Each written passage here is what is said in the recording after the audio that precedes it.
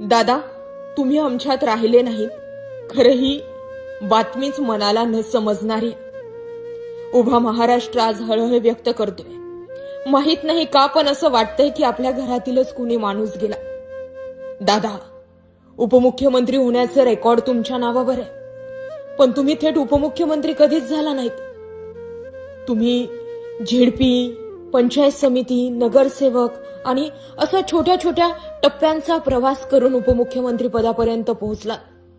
दादा, तुमचं कार्यक्षमता, दादा तुमचं नेतृत्व आणि दादा तुमची निर्णय क्षमता उभा महाराष्ट्र जाणतो आणि जाणत राहील. भूतो ना भविष्यती.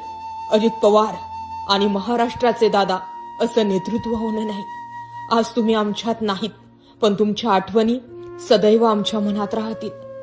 आमच्याकडून तुम्हाला भावपूर्ण श्रद्धांजली.